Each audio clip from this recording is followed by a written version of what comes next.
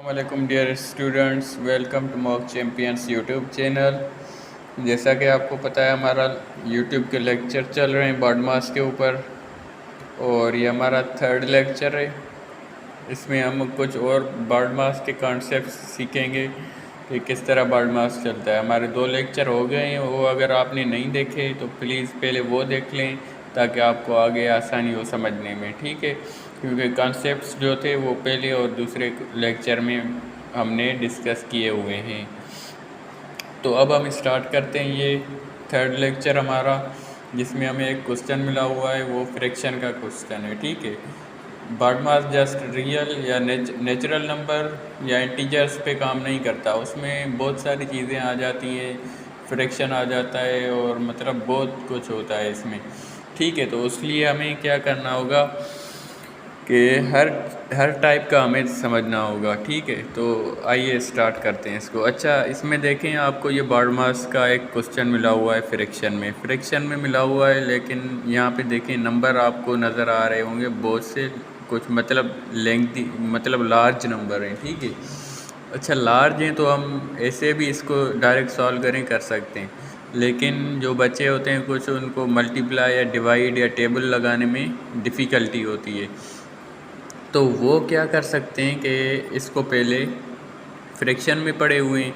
Fraction का मतलब क्या होता है कि डिवाइड कर रहे हैं, मतलब 6 को 12 डिवाइड करेगा, 8 को 16 करेगा, तो इस तरह ये इनकी डिवाइड में। तो इस पर हम टेबल लगा के इनको पहले इस्तेमाल कर सकते हैं, मतलब छोटा करके फिर सॉल्व करें तो हमारे लिए इजी हो जाता है, वरना हम ऐसे भी सॉल्व कर सकते हैं, कोई मसला नहीं, कोई दिक्कत नहीं, ठीक है। तो पहले आइए इसको सिंप्लीफाई करते हैं, इसको मतलब थोड़ा छोटा हो जाए फिर हम इसको सॉल्व करते हैं बॉड मास के रूल्स के मुताबिक।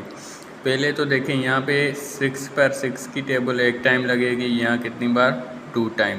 तो देखें कितना फ़र्क हो गया, वो ये 6 से 1 में आ गया और 12 2 में आ गया। और यहाँ पे क्या होगा, 8 की टेबल 8 पर एक टाइम और 16 पर 2 टाइम। और यहाँ पे देखें आप क्या हो रहा है, 8 की टेबल 8 पर कितनी बार लग रही है, एक टाइम, और यहाँ पे इस पे लगेगी 3 टाइम, ठीक है। तो ये हो गया। अब यहाँ पे आगे पीछे कुछ भी नहीं हो रहा, पहले इसको जैसे हमारा आया है वैसे ही इसको लिखते हैं हम, 1/2 इंटू 1/2 डिवाइडेड बाय 1/3 और प्लस 5/4 ऑफ 2/5 होल स्क्वायर, ठीक है। ये हो गया हमारा। अब हम इसको सॉल्व करते हैं बॉड मास रूल के मुताबिक। बॉड मास रूल हमारे पास लिखा हुआ है, ये जब भी आप क्वेश्चन सॉल्व करें ये इस तरह आपने बनाना है, फिर आपको क्वेश्चन सॉल्व करने में आसानी होगी, ठीक है। सबसे पहले इसमें देख रहे हैं कि ब्रैकेट्स हमें मिली हुई हैं, यहाँ पे कोई ब्रैकेट ऐसी मिली हुई है जो हमें सॉल्व करनी हो। क्वेश्चन में देखें यहाँ पे कोई भी नहीं है, ठीक है। अच्छा, उसके बाद आप देखें ओ मिला हुआ है, ओ मीन्स ऑफ, और ऑफ होता है मतलब ये मल्टीप्लिकेशन ही होती है। और उसमें देखें पहले पावर आपको मिली हुई है, तो पहले पावर आपने निकालनी है फिर मल्टीप्लाई करना है, ठीक है। अच्छा, तो आइए अब स्टार्ट करते हैं। तो हमें यहाँ पे क्या मिला हुआ है, 5/4 ऑफ 2/5 होल स्क्वायर। तो अब इसको हम डायरेक्ट मल्टीप्लाई नहीं कर सकते, पहले इसका पावर निकालेंगे फिर आपने इसके साथ मल्टीप्लाई करना होगा, ठीक है। तो आइए इसको करते हैं, ये हम मल्टीप्लाई कर सकते हैं फिर, मगर बॉड मास रूल के मुताबिक हमें चलना है, तो फिर इसको फ़िलहाल छोड़ना है जब तक हमें ऑफ सॉल्व कर लें। ऑफ सॉल्व हो जाएगा उसके बाद फिर हम डिवाइड पर आ जाएंगे, ठीक है।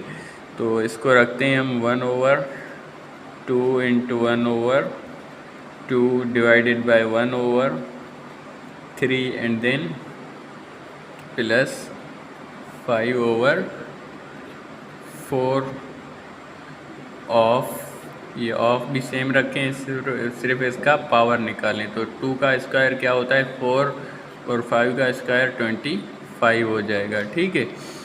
तो अब क्या करेंगे हम, 1/2 मल्टीप्लाई 1/2 डिवाइडेड बाय 1/3 प्लस 5/4।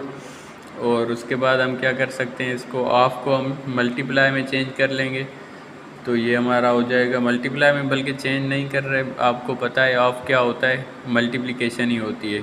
तो इसको हम क्या करते हैं कि यहाँ पे टेबल लगाएंगे, क्या हो जाएगा 4 से कैंसिल आउट हो जाएगा, 5 की टेबल 25 पर 5 टाइम हो जाएगी, मतलब 1 × 1 क्या हो जाएगा 1, और डिवाइड में 1 × 5 क्या हो जाएगा, ये हमारा 5 हो जाएगा। ठीक है, ऑफ हमारा सॉल्व हो गया। उसके बाद हमारे पास क्या है, डिवीजन है, फिर मल्टीप्लिकेशन, फिर एडिशन है। ठीक है, तो अब क्या होगा कि इसको डिवीजन करनी है हमें, ऑफ के बाद मल्टीप्लाई 1/2। डिवीजन क्या होती है कि इसका रेसिप्रोकल कर लेते हैं हम, मल्टीप्लाई में चेंज होगा और ये रेसिप्रोकल हो जाएगा।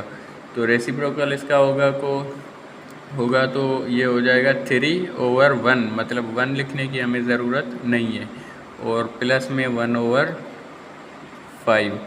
तो अब इसको मल्टीप्लाई करें, क्या हो जाएगा 1 × 1 1, 1 × 3 3, और ये 2 × 2 4, और ये 1/5 हो गया हमारा। ठीक है, चलो इसको अब फ्रैक्शन, अब क्या करना है हमें, इसकी एलसीएम निकालनी है। एलसीएम किस तरह निकालते हैं हम इसको सिंपली यहाँ पे रखें और इनको फैक्टर निकालें इनके। पहले स्मॉल टेबल किसकी लग रही है, इस पे छोटी 2 की 2 4 पर 2 टाइम, 5 पर नहीं लग रही, इसको छोड़ें। और अब इस पे कितनी बार, 1 पर 2 पर 1 टाइम, और ये 5 सेम, 5 की टेबल ये सेम, और इस पर 1 टाइम, तो 2 × 2 4, 4 × 5 क्या हो जाएगा 20 हो जाएगा हमारा। ठीक है, ये हो गया। तो अब हमारी एलसीएम क्या निकली, ये हो गई 20। ठीक है, अब क्या करेंगे हम, ये 3 है, 3 सेम यहाँ पे रखें, और मल्टीप्लाई की निशानी देनी है आपने, ये मल्टीप्लाई हो गया। और क्या करना है, 3 के नीचे कौन सा नंबर है, 4 है, 4 की टेबल 20 पर कितनी बार लग रही है, 5 बार लगेगी, तो यहाँ 3 के साथ 5 मल्टीप्लाई करें, और बीच में आपने ये सेम प्लस की निशानी देनी है, यहाँ प्लस आ गया, प्लस के बाद 1 है, 1 यहाँ पे लिखें, और उसके बाद आपने क्या करना है, 1 के नीचे कौन सा नंबर है, 5 है। ठीक है, तो यहाँ पे मल्टीप्लाई देकर आपने चेक करना है 5 की टेबल एलसीएम, यानी कि 20 पर कितनी बार जाएगी, 4 टाइम, तो वो 4 उसके साथ मल्टीप्लाई करना है। सिंपली ये है कि जो नंबर है उसके नीचे डिनोमिनेटर की टेबल चेक करनी है, एलसीएम पर जितनी बार जाएगी न्यूमरेटर के साथ उतना वो मल्टीप्लाई करना होगा। तो ये हो जाएगा हमारा 3 × 5 15 प्लस 1 × 4 4 / 20। तो ये हो गया हमारा इसका आंसर 19/20। उम्मीद करता हूँ आपको समझ में आ गया होगा। अगर कोई क्वेश्चन है तो आप पूछ सकते हैं। Thanks for watching. अल्लाह हाफिज़।